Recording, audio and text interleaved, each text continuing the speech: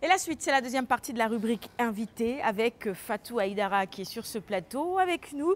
Et c'est pour revenir sur les journées économiques du mois du Sénégal. C'est en 2019, ça se passera au Canada. Et vous êtes adjointe aux affaires sociales et culturelles du regroupement général des Sénégalais du Canada. Exactement. Merci encore une fois d'être sur ce plateau avec nous, Alioune Badara. Le regroupement général des Sénégalais du Canada, qui est devenu par la force des choses, disons, un partenaire de Kenkeliba. C'est la troisième fois qu'on reçoit l'un de ses membres pour parler de votre événement phare, qui est le mois du Sénégal au Canada. Mais bon, le rappel étant pédagogique, quel est un peu, disons, quels sont les objectifs, les missions, en tout cas, que sont fixés les membres donc, du regroupement général des Sénégalais du Canada. En soit, disons, la présentation de la structure. Parfait. Donc, je vous remercie déjà pour l'invitation. Et en fait, le regroupement général des Sénégalais existe depuis 1994. Ouais. Donc, légalement, mais de par ses actions, c'est sûr, il existe depuis plus longtemps. Ouais. Les Sénégalais s'étaient quand même réunis pour s'entraider, pour faciliter l'intégration des nouveaux arrivants. Donc, peu importe le domaine, que ce soit des étudiants, que ce soit ceux qui sont venus juste pour travailler aussi. Donc, le regroupement a un rôle de rassemblement. Il permet d'aider les gens qui sont là-bas à bien s'intégrer dans la société canadienne. Et ils aident aussi dans les moments difficiles, par exemple, dans les moments de décès, ils aident pour les rapatriements du corps. Ils aident aussi l'ambassade quand il s'agit des missions pour les passeports, les cartes d'identité. Et aussi, étant donné qu'ils chapeautent toutes les autres associations, donc on est là vraiment pour guider, pour aider les Sénégalais qui sont là-bas à une bonne intégration dans notre pays d'accueil qui est le Canada. Alors, est-ce facile quand on connaît un peu l'immensité du Canada? C'est un pays extrêmement vaste. Effectivement. Les Sénégalais étant de grands voyageurs, j'imagine qu'ils sont dans les quatre coins du Canada. Exactement. Comment vous faites pour les fédérer? En fait, ça, c'est le regroupement général des Sénégalais du Canada. Toutefois, chaque ville va avoir ses propres petites cellules, si on peut dire ça comme ça. Donc, admettons, Québec a son association, Montréal, Ottawa, Moncton. Ils ont toutes leurs associations. Donc, ils font leur affaire un petit peu de leur côté. Et nous, si on peut aider, effectivement, on va aider dans ça. C'est sûr, le travail reste encore long parce que, comme vous l'avez dit, le Canada est vraiment très large et nous sommes un organisme quand même à but non lucratif. Des fois, les déplacements sont difficiles. Et on travaille toujours dans ce domaine. On essaie toujours d'exporter. En ce moment, on est un petit peu plus à Montréal.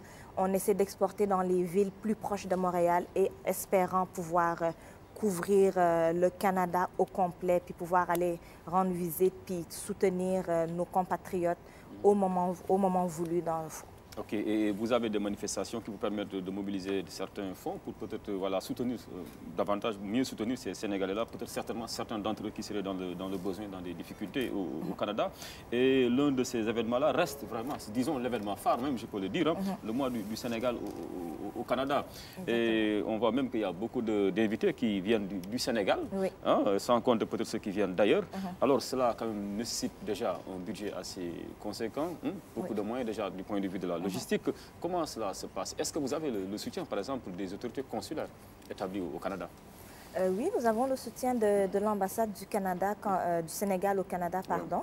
Donc, avec qui on a co-organisé l'année passée les journées économiques avec le bureau économique de l'ambassade. C'est ça. Aussi, nous avons aussi l'aide de nos partenaires qui sont au Sénégal, qui nous aident financièrement, intellectuellement aussi et matériellement. Okay. Donc, nos activités se financent plus par les bonnes volontés et les partenaires. Nous avons quelques activités que nous organisons pour s'autofinancer, mais nous savons que ce n'est jamais assez étant donné l'ampleur que l'activité prend et toutes les dépenses qui vont avec. Ok, et il sera beaucoup question d'économie à l'occasion de ce mois du Sénégal là, au Canada. Peut-être allez-vous vendre le projet de l'État du Sénégal, qui est le PSE, qui est actuellement mis en branle, ou bien vous espérez aussi d'autres pistes? Oui, en fait, le mois du Sénégal, ça se déroule au mois d'avril. Ouais. Donc, étant donné que c'est l'indépendance, nous avons décidé, au lieu de faire juste une journée le 4 avril, de l'étaler sur tout le mois et de le faire les fins de semaine pour permettre aux gens de pouvoir venir assister. Donc, c'est chaque fin de semaine du mois d'avril, il y a différentes activités qui se font. Donc, il y a la cérémonie officielle d'ouverture qui aura lieu cette année le 6 avril, si je ne me trompe pas. Donc, le premier samedi du mois, où on invite l'ambassade, où on invite certaines autorités du Sénégal aussi. Mais il y a différentes activités parce qu'on veut quand même toucher tous les intérêts. Tout le monde n'est peut-être pas intéressé par l'économie, chacun son centre d'intérêt. Donc, il y a une kermesse que nous organisons. Nous nous sommes inspirés de la grande kermesse cathédrale qui a lieu à Dakar. Donc, ça, c'est pour les enfants, ils adorent ça. Il y a le popcorn, tout le tralala, tout ce qui va avec. Il y a aussi la journée Tiosan que nous avons fait cette année. Avant, on faisait la nuit du mois qui était comme une espèce de goûter partagé. Nous avons tous fait ça à l'école. Donc, on amène tous différents plats, on discute, on se retrouve entre nous. Cette année, nous avons décidé de faire la journée Tiosan. Donc, nous avons pensé que c'était pertinent que les enfants qui sont nés là-bas ou qui sont venus à bas âge, de connaître les cultures sénégalaises. Donc, chaque ethnie va se présenter ses habitudes, présenter ses coutumes, présenter sa nourriture. Et ça permet aux enfants de connaître leur culture parce qu'il ne faut pas oublier d'où on vient non plus. Le Canada, c'est notre pays d'accueil, mais le Sénégal reste quand même notre terre natale. Donc, il ne faut pas oublier ce qui s'y passe. Il y a aussi des tournois de soccer qu'on organise. Il y a la journée économique durant laquelle tous nos partenaires, nos plus grands partenaires viennent là-bas. Donc, à ce moment, chaque année, on choisit un thème. Cette année, nous nous sommes penchés sur le thème « Comment protéger les entreprises nationaux face à la libéralisation ». Donc, on sait qu'avec la libéralisation, dans le phénomène de la mondialisation, en ce moment, le monopole n'est plus là. Donc, c'est le fin du monopole. Et on essaie de voir comment est-ce que les entrepreneurs nationaux, les structures nationaux peuvent lever la tête, étant donné qu'on est dans un pays en voie de développement. Comment faire pour lutter avec les grandes nations?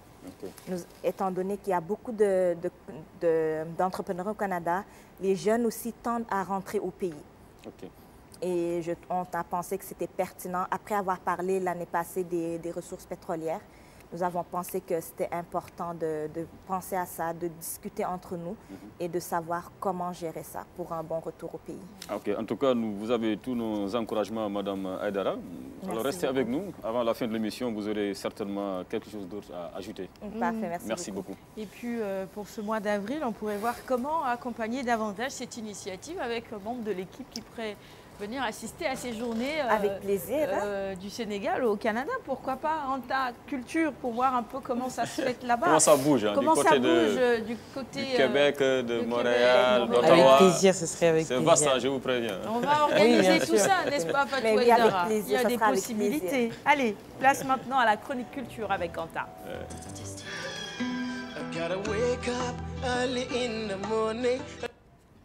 Et juste avant ce message destiné à Tata Jeanne, décidément, depuis hier, les Halpulaars sont déchaînés sur notre page Facebook. Mais là, c'est un petit bonjour de la part de Ibrahim Bal qui dit déjà bonjour à toute l'équipe. Il nous regarde au Gabon chaque matin. Alors, il salue sa famille qui est à Fanaï. Bon vendredi à tous, dit-il. Et dit, je dis bonjour particulièrement à Sererbi. Tata Jeanne, ça c'est pour toi. Allez. La Sererbi, bonjour à tous les Halpulaars qui nous suivent ce matin. Aujourd'hui, c'est Peace and Love. El Farouk, c'est de lui qu'on parle ce matin dans la chronique de Anta. Sa performance, c'est le premier élément. Pourquoi El Farouk, justement? Alors, El Farouk, parce qu'il s'appelle Abdourahmane El Farouk Dabo, il est casassé. Et justement, vous parlez de Peace and Love, d'amour. Le thème de cette édition, c'était la Casamance et l'amour. Alors, c'était peut-être un coup de chance pour lui parce qu'il est de la Casamance. Alors, ça s'est passé au Tchad, autant pour moi. Et donc, les finalistes, c'était l'Afrique du Sud et le Sénégal. Donc, la voix grave de notre Sénégalais a su l'emporter. Je vous propose de revivre un peu les moments de cette finale qui nous a permis tout simplement de gagner ce trophée de meilleur slammer africain de l'année 2018. Je t'aimais, je t'aime et je t'aimerai, mais tu ne l'as jamais su. Moi, n'étant qu'un sale trouillard, j'ai tu, Nizi, mon amour, assis sur le banc, Joule de mon chagrin. T'étais une bombée, je craignais que tu m'exploses à la face. J'ai donc fermé le livre au lieu de tourner la page. Oui, je t'aime en secret, à ce qu'il paraît, ce n'est pas un crimé. Je t'écris cette lettre d'amour avant qu'on ne se voie en chair et en Australie. Depuis que je te connais, j'ai la roue, manie de fumer Mais Havane, quand je suis à Abu Dhabi, la peur des filles est chez moi, Indonésie, mais tôt ou Qatar, je ferai débarquer sur ton port, tu gagnes les feux, Bénin de mon amour, et me remettant en Floride, je te ferai chavirer, Yal de Madrid. Voilà mon pari, Dakar. Je ne rêve pas que tu me dises, yes, oui, Ken, juste yes. On flirtera sur une peau de banane aux Bahamas. Tu seras Michelle, moi, Obama. N'aie pas peur si je te suis, madame. Ne fouille pas loin de ma robe d'amour, car je te supplierai. Ne me quitte pas, autrement t'auras mon sang. Thiago sur tes bras, aime-moi et tu verras. Je t'offrirai une Salvador d'applaudissements quand tu me le miauleras comme un chat qui ira miaou. Alors tu comprendras que l'amour est une plaie qu'aucun pansement de coton nous ne peut guérir. T'as pas à l'idée. Bon, le nom va peut-être me revenir ou Aladjiman pourra m'aider. Il y a un rappeur dans le mouvement hip-hop qui ne fait que du slam old school. Ah, c'est Mass. Mass. Non, pas Mass. Ça va, peut-être que ça va me revenir. Ça va peut-être me revenir. Ça va peut-être me revenir avant la fin du magazine. El Farouk, il fait du slam également et c'est un genre qui est en vogue en ce moment. De plus en plus de personnes font cela. D'ailleurs, à Dakar, il y a les vendredis slam. À Dakar et même dans d'autres pays, il existe ce fameux vendredi slam. Alors, Al Farouk qui a commencé à slammer il n'y a pas si longtemps que ça, il y a 1 an ou 2 en 2016. Alors, en 2018, en avril 2018, il a été sacré le meilleur slammer du Sénégal. Alors, coup de bol pour lui. Il a également été aujourd'hui le meilleur slammer d'Afrique. Alors, il y avait environ une vingtaine de pays qui avaient compéti. Et je vous propose tout simplement de regarder ses réactions après justement ce sacre du meilleur slammer d'Afrique 2018. Félicitations à El Farouk. J'ai vu qu'il y avait un message du président de la République pour le féliciter après cette Coupe d'Afrique de poésie. Effectivement, qui a tweeté sur Twitter. Et donc, effectivement, un message qui a été énormément également partagé sur les réseaux sociaux parce que c'est une fierté sénégalaise. Alors, bon nombre ne savaient pas qu'en fait, qui se déroulait en fait cette Coupe d'Afrique du slam parce que c'est la première édition et aujourd'hui tout le monde en est fier et beaucoup de gens partagent justement cette fierté nationale parce que c'est le Sénégal qui a traversé les frontières et c'est le Sénégal aujourd'hui qui représente le meilleur slammer de l'année 2018. Oui, et puis comme pour reprendre un tout petit peu les propos que j'ai vus tout à l'heure à l'écran du chef de l'État, la culture participe évidemment au développement aussi. Hier avec Alioune Diop, on parlait de tous ces fonds alloués justement aux acteurs culturels pour soutenir la production culturelle ici au Sénégal. Félicitations encore une fois à El Farouk. J'ai quelques noms de slammers qui me reviennent comme ça, Matador, Sceptique, Minus, El Jabir qui sont également là-dedans. Et bah, tant mieux, hein, Alioune Badara, c'est de bon augure puisqu'on a la Coupe d'Afrique de poésie. Peut-être que dans le foot aussi, ça va suivre tout simplement. Ouais. Mais les footeux, est-ce qu'ils ont l'abnégation de ces acteurs-là des cultures urbaines? Non, mais parce que pour gagner une CAN, il faut de l'abnégation. Hein. Et pourtant, disons-nous. Et faire fi du mauvais état des pelouses d'Afrique et tout cela. C'est ça pour gagner. Le secret pour gagner un trophée ici en Afrique, c'est ça. Bon, j'aurais pas dû citer le nom de Sceptique alors, parce que finalement. Il a dû faire de persévérance, d'abnégation pour mettre sur pied autant de projets, machallah, touchons du bois. Parce que je rappelle aussi qu'il est le conseil. Bon, il est à l'origine de la radio urbaine, consacrée un peu à la culture urbaine et autres. Donc, il faut de l'abnégation dans tout ce que l'on fait. Bon, donc, c'est le message que je donnerai moi à nos footeux. On est à 3 minutes de la fin de ce magazine. Il y a un match ce samedi. On souhaite une bonne chance à nos Lions. On est derrière avec vous. On vous accompagne dans tout ce que vous faites. Décidément. Il faut nous ramener cette coupe, sinon ça ne va pas aller. Hein? Moi, je ne sais pas. Hein, si vraiment j'avais le pouvoir ou peut-être je pouvais faire quelque chose, j'aurais amené ou vraiment affecté Alioune Badara Kane à la Fédération sénégalaise. De foot, hein? Oui, tu sais pourquoi? Parce qu'il a cette capacité de faire face à la personne et de lui dire la vérité. Et je pense que pour des ambassadeurs, des représentants d'un pays, il faut parfois qu'on leur tienne aussi un langage de vérité. C'est vrai qu'il a sa passion pour le foot, mais sa passion l'amène aussi parfois à la limite transcender les règles. Hein. Il va même plus que... C'est juste parce que peut-être il maîtrise un peu aussi le football, je ne sais pas, je n'ai pas... Mais à l'entendre parler et vraiment avec détermination, moi je dis... Il faut qu'il qu'il aille apporter à la un plus, fédération. pas forcément pour leur dire la vérité. Je ne suis pas qualifié pour ça. Mais parfois, peut-être pour vous rappeler quand même ce qui semble pour moi être une chose assez importante. Quand tu as un public derrière toi, il faut de l'abnégation sur le terrain. Il faut de la détermination. Je pense que ça, il le rappelle tout le temps. Vous savez, lui, c'est pas mon ami. Donc, mais parfois, s'il dit la vérité, mais vraiment, il a une belle position. Je pense qu'il faut le lui reconnaître.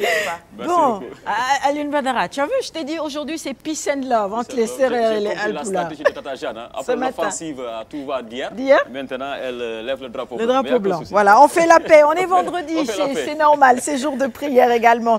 Il nous reste 2 petites minutes avant la fin de ce magazine. Nos invités, on va vous offrir ces précieuses dernières minutes de ce magazine. Adjiman, pour revenir sur Jaba Musique, le projet que tu es venu nous présenter ce matin et sur tes autres projets. Bon, 1 minute, c'est quand même beaucoup, je pense. Ben super, merci déjà de m'avoir invité ce matin pour présenter Jaba Musique ici sur votre magnifique plateau de Kenkeliba. Merci à tous les téléspectateurs de Kenkeliba de la RTS de nous écouter ce matin. Nous sommes une jeune entreprise. Nous travaillons depuis près de 10 ans maintenant à apporter notre contribution à l'émergence et au développement de notre pays à travers différents projets. La société s'appelle Batin Agency. Elle a plusieurs activités, notamment dans les médias, dans les solutions de ticketing. Nous sommes également aujourd'hui sur Jaba Musique. Et aujourd'hui, la perspective est de pouvoir aujourd'hui travailler avec l'écosystème au niveau du Sénégal. Et je remercie en tout cas tous les artistes, tous les acteurs culturels en général, de prendre Jaba comme leur nouveau marché de la musique. Jaba, c'est le nouveau marché de la musique. Merci à Kenkeliba, merci à la RTS. Merci à vous. On est ensemble, comme dirait l'autre. Fatou Aïdara. Les dates à retenir. Donc, déjà, je vous remercie pour l'invitation. C'est très apprécié. Nous donner l'opportunité de parler de ce qu'on fait au Canada. Donc, la programmation, ce qu'il faut retenir, c'est que ça va se passer chaque week-end, les 4 week-ends du mois d'avril. Donc, il va y avoir l'ouverture officielle. Ensuite, il va y avoir la kermesse. Il va y avoir un tournoi de soccer. Il va y avoir les journées économiques. Et à la fin de tout ça, pour la clôture, il va y avoir une grande soirée, un dîner de gala qu'on fait chaque année, à laquelle on fait participer des artistes qui sont ici. Donc, je remercie tout le monde. Et merci encore. Bonne journée. Merci à vous. Merci et bon retour dans le froid du Oui. Canada. Emportez un peu de soleil avec vous et pas que.